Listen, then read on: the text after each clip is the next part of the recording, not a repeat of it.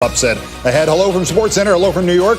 Hello, Kevin Nagandi. Hello, KO. Now, if the Warriors win another title this month, the MVP will be their medical staff. From MRIs to CT scans to IVs, it's an alphabet soup for the Dubs. They sustained a bunch of hits last night, but delivered the final blow to steal one in Toronto to even the series before going home. A look at the damage. Let's start with Klay last night, dealing with a left hamstring tightness after landing awkwardly early in the fourth quarter. Klay said he's confident he'll be able to play in Game 3. The other Splash Brothers, Steph, dealing with dehydration that required attention from the Warriors training staff. He started the game 0 for 6 before picking up his play. And Kevon Looney suffered a chest contusion in the second quarter, and he did not return after a collision with Kawhi. He's scheduled to undergo an MRI and CT scan today. And then Andre Iguodala, the hero last night, but not before he was hobbled at the end of Game 1 with a calf injury. And add all this to Kevin Durant. He's been out for nearly 4 weeks since injuring his calf in Game 5 of the second round against the Rockets. He's missed the last 7 games, but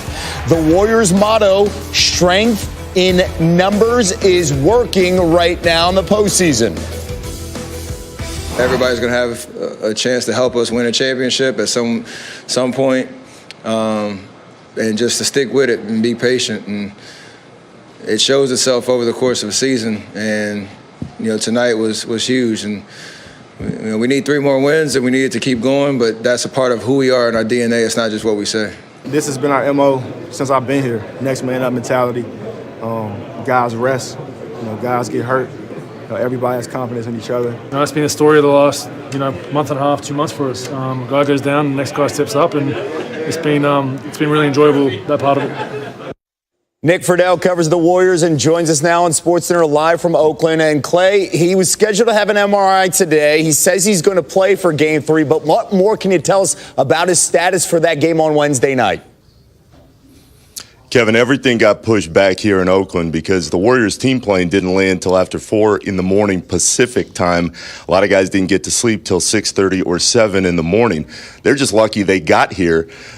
As I was checking out in Toronto around 4 Eastern, there were a lot of staff members and family members that got stuck on the second plane the Warriors were supposed to fly out of Toronto that just got back a couple minutes ago. So as far as Klay goes, he's confident, but it all depends on what the MRI says. I walked out of the arena with him last night.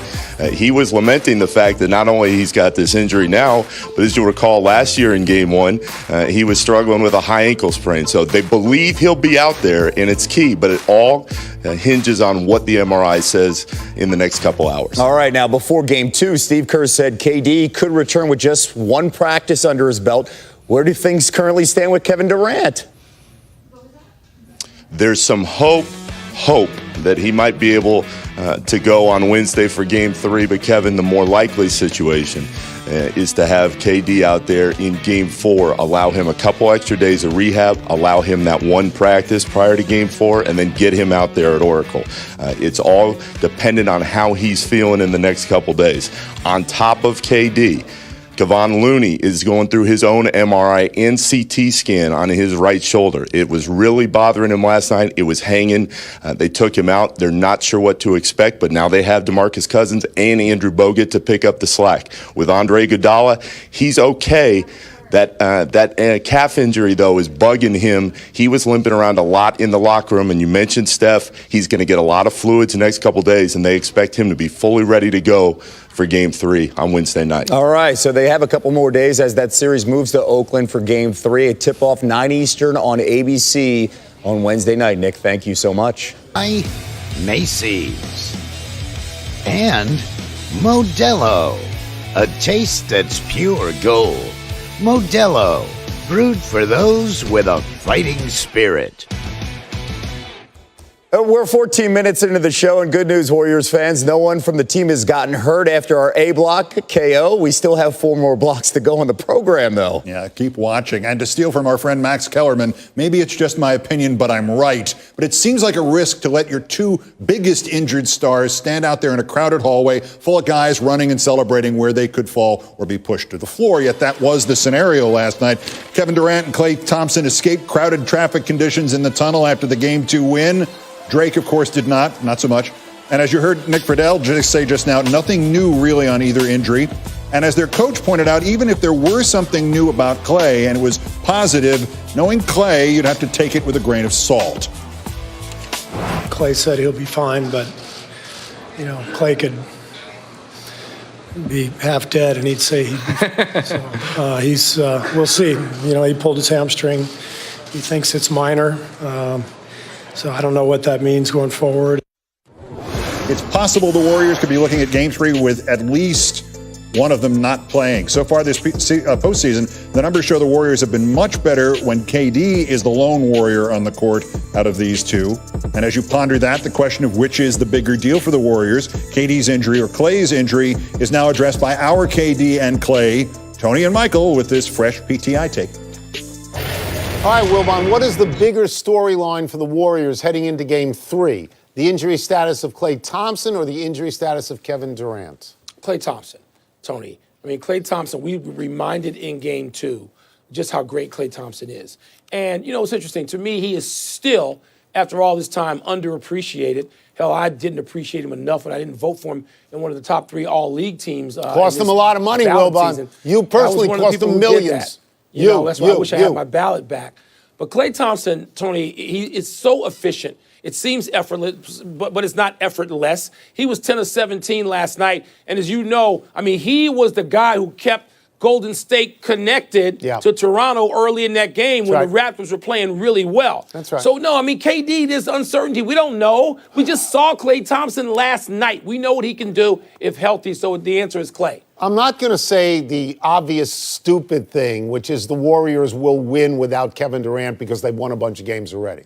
You can't take Kevin Durant out of your lineup and expect to be as good as you are with Kevin Durant. But Kevin Durant will walk back into a game much like Boogie Cousins walked back into a game, his first game, and he's not going to be Kevin Durant. If you lose Klay Thompson with Kevin Durant out, you have lost 50 to 55 points. You can't win. So the answer to this question is Klay Thompson's status is significantly more important. Klay Thompson, boys and girls, that's it. We're done. Hope he can play and be himself. Back to you. Tony and Mike, thank you. Life is about timing, and right when the NFL and the Players Association have begun preliminary talks on a new CBA, Commissioner Roger Goodell is reiterating his stance in wanting to reduce the 4-game preseason schedule. Here's Goodell today at Jim Kelly's golf tournament in upstate New York. I've been pretty strong on our preseason. I think things evolve over the years. I'm not sure, talking with coaches that 4 preseason games is necessary anymore to get ready for a season, to evaluate players, to develop players. There are other ways of doing that. And we've had a lot of discussions about that. And, I feel like what we should be doing is always of the highest quality. And I'm not sure preseason games meet that level right now. Super Bowl champion Damian Woody joining us. Now, reducing the preseason schedule could mean expanding the regular season schedule. In the past, the Players Association has balked at that. When you look at that scenario, what do you see? How do you view it? So a couple things here. Number one, I got a little secret to tell you. The rosters are already set going into training camp. Okay. All the noise you hear about, guys are fighting for roster spots, that's a bunch of baloney. Okay. Roster spots are already set, minus the special teams guy and the one guy who comes on the scene. Maybe the top 50 players set, right? Right. It's the final 3. Correct. The bigger issue is the money, because that's where the owners clean up is in the preseason games. They get the bulk of the money, not the players. All right, we'll see how that plays out if you're going to add more games now, and we'll see how that, again, the CBA expires the following the 2020 season. Now, we got some news coming in from Adam Schefter, defensive tackle. Gerald McCoy signing with the Carolina Panthers. Schefter reporting it's a 1-year deal, $4 million signing bonus. He could make upwards up to over $10 million on this 1-year contract. Cam Newton helped in this recruitment. A lot of people were saying, hey, maybe Baltimore, maybe Cleveland. What do you think of this fit in Carolina with McCoy in the NFC South as he stays in the division and he can face his former team twice? Don't think that didn't play a huge decision. Obviously, the money is the number one thing, but don't think being in that same division to see your former team twice doesn't play a huge role in this decision by Gerald McCoy. Also, this guy, he brings pass rushing ability from the inside. He had 6 sacks last year. He's going to be in a rotation. He's not going to take a bunch of snaps, but having that pass rush in the interior of the defensive line, that's going to be a key element to this Carolina Panthers defense. You look at the history of McCoy. He's never played in a playoff game. 9 years with the Buccaneers, looking for that potential chance with Cam and company in Carolina. Damian's going to come back with mini camp storylines he's watching out for. Thank you. Yep. Got a quick story here. Gunny comes up, sitting beside me having a leak. All I need is one more chance. Boom! Gunnerson! We're in the Stanley Cup Finals. We're going to keep battling. Brisker deflected. They score! Patrice Bergeron!